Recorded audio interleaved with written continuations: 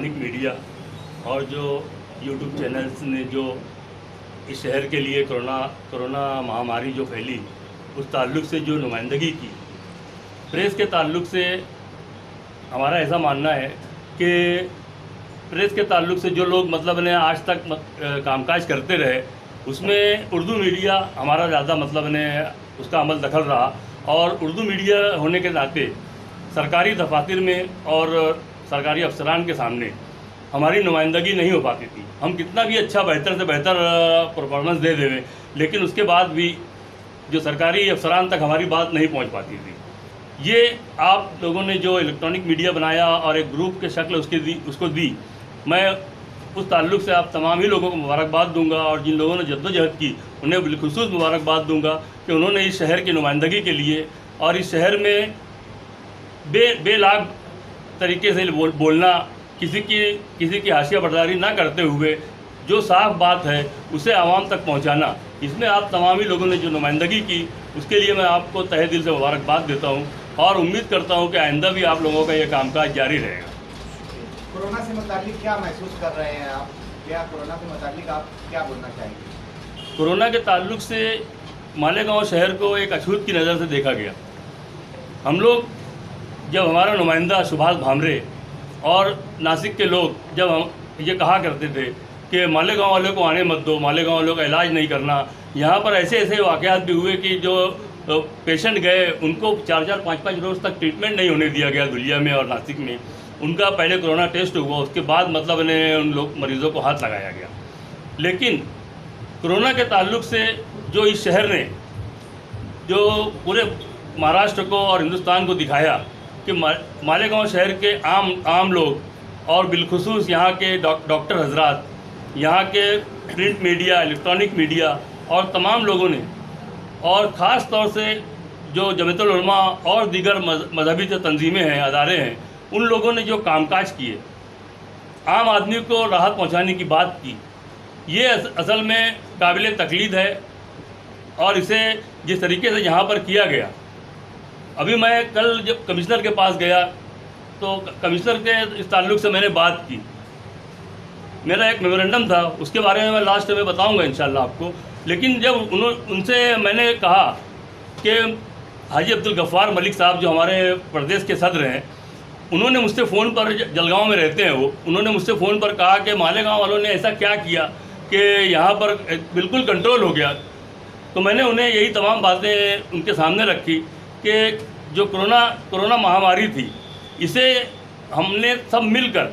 Doctor, जो छोटे छोटे डॉक्टर हैं, मैं बिलखुसूस कुछ डॉक्टरों का नाम बताना चाहूँगा कि जिसमें डॉक्टर वासिफ़ हैं, डॉक्टर खलीक टर्नर हैं और हमारे आसपास के जो डॉक्टर हजरात थे, ये जो छोटे छोटे डॉक्टर्स हैं जो जनरल प्रैक्टिस करते हैं, उन लोगों ने जिस तरीके से हमारे आवाम के साथ में, हमारी माँ बहनों के साथ में जिस तरीके से कोऑपरेट किया, बुखार, छोटा मोटा बुखार आ जावे,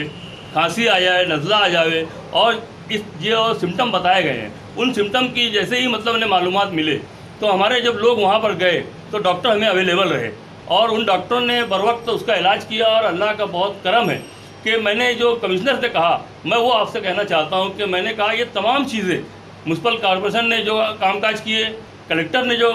सूरज मांडरे साहब ने जो कामकाज किए, पंकज आसिया साहब आए उन्होंने कामकाज किए, प्रांत अधिकारी, एडिशनल कलेक्टर और जो जिम्मेदारान हैं,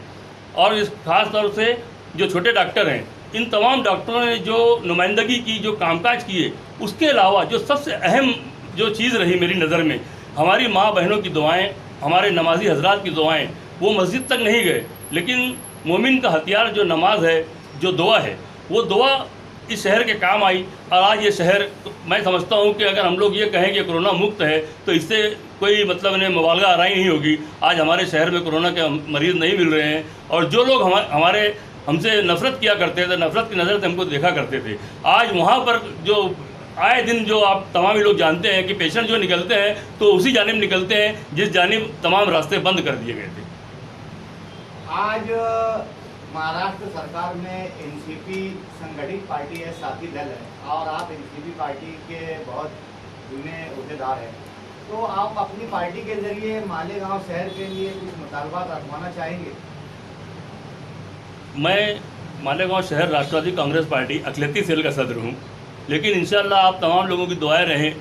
और हमारी जद्दोजहद जारी है। इंशाअल्लाह फर्दर बॉडी में भी सदारत मिलने के इम्कानात हैं कि हम लोगों ने जिस तरीके से मेहनत की है और जिस तरीके से हम लोग पार्टी के कामकाज करते हैं। रही बात नुमाइंदगी की, तो मेरी कोशिश रहेगी, मेरे साथ ही जो डॉक्टर मुजीबुर रहमान साहब हैं, ये ग्राहक संघ के सदर हैं, और इमरान हफीज़ साहब ये नायब सदर हैं, और दीगर जो हमारे तमाम अहदेदारान हैं, इम्तियाज़ गांधी है, और जो दीगर जो हमारे साथ में जो लोग काम करते हैं, रफ़ीक भाई मुर्गे वाला है, जो लोग तमाम, हम पूरी कोशिश में हैं कि मालेगांव शहर को ऐसा मुस्तकिल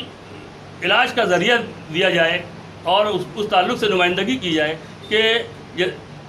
बड़े बड़े जो हॉस्पिटल हैं, आज हम लोग आर्जी तौर पर बड़े बड़े हॉस्पिटल की बात करते हैं, तो आइसोलेशन सेंटर की बात करते हैं, कोविड और वहाँ पर लोगों को वहाँ पर रखने की बात करते हैं, लेकिन हमारे पास मुस्तकिल कोई चीज़ है नहीं। इसलिए हमारी ये कोशिश रहेगी कि दवाखाने के ताल्लुक़ से, इलाज के ताल्लुक़ से, हमारी माँ बहनों को जो डिलीवरी के लिए धुलिया नासिक के चक्कर लगाना पड़ते हैं, घाटी दवाखाना औरंगाबाद तक जाना पड़ता है, उसको ताल्लुक़ से जो कमियां हैं, उन कमियों को दूर करने के लिए इंशाअल्लाह हम अपने तौर पर भरपूर कोशिश करेंगे। और ज़रूरत पड़ी अजीत दादा पवार हैं जो हमारे नायब वज़ीर आला हैं, और जयंत पाटिल साहब हैं, छगन भुजबल साहब हमारे पालक मंत्री हैं, इंशाअल्लाह इन तमाम लोगों से मिलकर इस शहर की भलाई के लिए और शहर की अच्छाई के लिए जो भी कामकाज की ज़रूरत रहेगी हम लोग बराबर कोशिश करेंगे और ज़रूरत उसमें कामयाबी अल्लाह ताला में देंगे। आज लॉकडाउन के दरमियान में तमाम लोगों ने अपने अपने तौर पर शहर में खिदमत अंजाम दी, आप लोगों की जानिब से क्या कोशिश रही? हम लोगों ने फ़र्दन और इनफरादी तौर पर जो डॉक्टर हजरात रहे उनके पास, जो मैं शुरू में जो स्टार्ट किया यहीं से इसीलिए किया कि जो पेशेंट को जब मरीज़ जब जाता है तो सबसे पहले आइसोलेशन सेंटर का नाम सुनकर और वहाँ पर जो लोगों को मतलब इन्हें भेज दिया जाता था, तो उनको जो घबराहट रहा करती थी कि अगर एक आदमी को कोरोना पॉजिटिव हो गया तो उसका पूरा ख़ानदान तहस नहस हो जाया करता था, और तमाम ख़ानदान के लोग कोई इधर भाग रहा है, कोई उधर भाग रहा है। ये जो सिचुएशन रही, हम लोगों ने उस ताल्लुक़ से लोकल जो डॉक्टर रहे उन लोगों से हम लोगों ने इलाज के लिए कहा, उनको दवाखाना खोलने पर राज़ी किया। और जो इनफरादी तौर पर जो बहरहाल हम लोग, आप तमाम लोग जानते हैं कि जो काम मदद का किया गया, जो मदद के तौर पर जो कामकाज किया गया, मैं नहीं समझता कि नुमाइश के या बताने के लायक वो बात रहे, या मैं इस ताल्लुक़ से बताऊं कि हमने ये किया, मैं नहीं समझता कि ये सही है और ज़रूरी है। अपने आला लीडरान से इस दौरान आपकी फ़ोन पर या राब्ता कुछ बातचीत हुई शहरी हालात को लेकर? सबसे पहले तो छगन भुजबल साहब से हम लोगों ने मालेगांव शहर में जो राशन की बदनवानी रही, जो अनाज मुफ्त में मतलब आवाम को जो तकसीम करने के लिए दिया गया, केसरी कार्ड पर जो अनाज तकसीम करने के लिए दिया गया, उसमें जो बदनवानी हुई, उस ताल्लुक़ से हमने भुजबल साहब से बात की और उनको हर मरतबा जब कोई वाक़या हुआ, हमने भुजबल साहब से इस ताल्लुक़ से रब्ता कायम किया और उनसे नुमाइंदगी करने की बात कही। अभी 2-3 रोज़ कबल हम लोगों ने प्रांत ऑफिसर को इस ताल्लुक़ से कहा कि मालेगांव शहर में तमाम पार्टियों के लोग मकतूब देने में बहुत माहिर हैं, लेटर देने में बहुत माहिर हैं।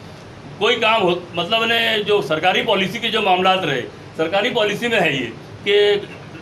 केसरी कार्ड के लोगों को अनाज कम कीमत में मिलना चाहिए, पीले राशन कार्ड वालों को मुफ्त में मिलना चाहिए, लेकिन हमारे यहाँ के जो लोग हैं वो ये बताते रहे कि हमारी कोशिश से, जबकि ये सरकारी पॉलिसी है। सरकारी पॉलिसी में मैं नहीं समझता कि लोगों के आँख में और आप तमाम जैसे लोगों की आँख में धूल झोंकने वाली बात होगी कि मैंने मुफ्त में अनाज दिलवाया, मैंने ये किया। लेकिन हाँ, जहाँ बदनवानी हुई हमने वहाँ पर बराबर कोशिश की और वहाँ पर बदनवानी ना हो उसके बारे में तहकीकात हो, और जो मुजरिम है, जो असल मुजरिम है, उनको कैफरे किरदार तक पहुँचाया जाए, इसके लिए हमारी कोशिश जारी है और हम बराबर उसमें लगे रहेंगे। दक्षिणा कमेटी अभी तक के क्यों नहीं बनाई गई, इसके बारे में आपके आला ओहदेदारान से कुछ शिकायत की गई? दक्षता कमेटी के बारे में दरअसल उसका सदर यहाँ एमएलए हुआ करता है, ये एमएलए का काम है दक्षता कमेटी को जल्द अज जल्द फॉर्म करना। लेकिन जो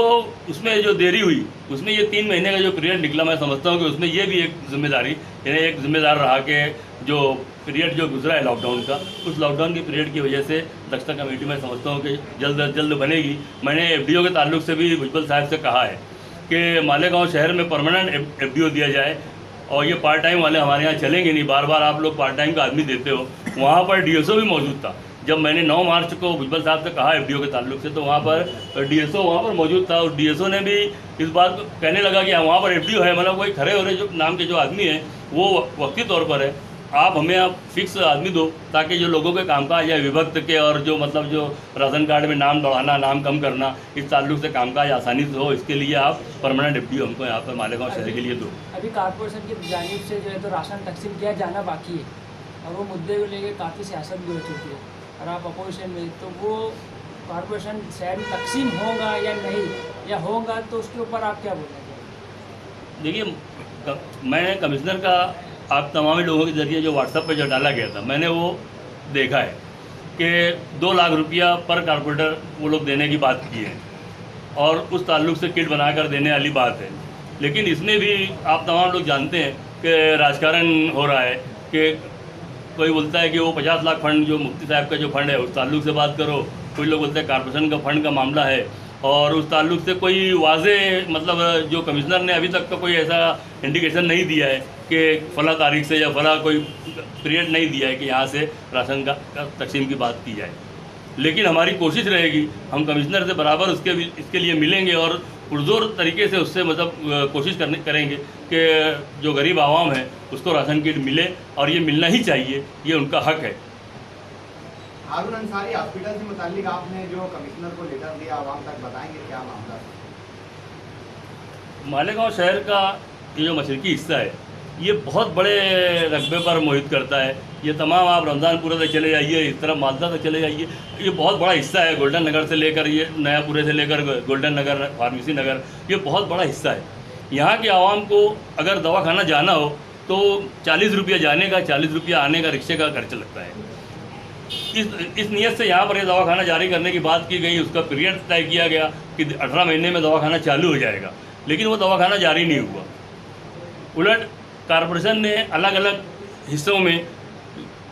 जगह किराए पर लेकर, कहीं मतलब इन्हें जगह किराए पर लेने की बात की है, कहीं पर मतलब इन्हें जगह किराए पर ले लिए और वहाँ पर दवाखाना जारी करवाया। मैंने महसूस किया कि इतना बड़ा हॉस्पिटल यहाँ बन रहा है जो ज़ेर तामीर है, इसमें अगर कोशिश की जाए कि यहाँ पर मुकम्मल हाईटेक तरीके से दवाखाना जारी किया जाना चाहिए, और यहाँ की जो आवाम, गरीब आवाम है इस हिस्से में जो बस्ती है, उस गरीब आवाम को इलाज की सहूलत मिले। हमारी जो माएँ बहनें हैं जो डिलीवरी के लिए बहुत परेशान रहा करती हैं, जो अली अकबर हॉस्पिटल के अगर आप लोग जाएं तो वहाँ पर पहला काम वो लोग रिफ़र कर देते हैं कि आप सिविल हॉस्पिटल जाओ। सिविल हॉस्पिटल में जाओ तो वो लोग दुलिया बोल देते हैं, या नासिक बोलते हैं, या औरंगाबाद भेज देते हैं। तो ये हम गरीब आवाम यहाँ पर एक बॉल के मानिंद हो गए। तो मेरी कोशिश ये है, और मैं इस जानिब इस पुरजोर कोशिश करूँगा, और इसके लिए जो भी करना पड़े, धरना, आंदोलन, तहरीक, जो भी करना पड़े मैं इसके लिए करूँगा। और मैं आप लोगों को एक बात बताऊँ कि कमिश्नर जो त्रंबक दीपक साहब हैं, कासार साहब जो हैं, उन्होंने कल बहुत मुस्बित बात की। उन्होंने कहा कि मेरी पूरी कोशिश रहेगी कि मैं जल्द अज जल्द ये दवाखाना चालू करूं, और अली अकबर में ऑपरेशन हो, क्यों नहीं होते, मैं इसके लिए विज़िट करना चाहता हूं। हम लोगों ने कहा कि अगर विज़िट की बात रहेगी, डॉक्टर साहब ने भी कहा, डॉक्टर मुजीबुर रहमान साहब ने, कि हम लोग आपके साथ विज़िट करना चाहेंगे कि आप वहाँ पर देखें, आप भी देखें कि वहाँ पर किस तरीके से लोगों को अवॉइड किया जाता है, लोगों को नज़रअंदाज किया जाता है, और गरीब गैर पढ़ी लिखी आवाम है उनको चक्कर खाने पर मजबूर किया जाता है। इसके लिए कमिश्नर साहब ने भी वादा किया है, तयक़ुन दिया है, और उसका नतीजा ये आज रहा कि जो दवाखाना बंद था काफ़ी दिनों से कामकाज वहाँ का, आज वहाँ पर कामकाज की कोई आसार नज़र आए, लोग वहाँ पर कारीगर, कामगार लोग वहाँ पर दिखे।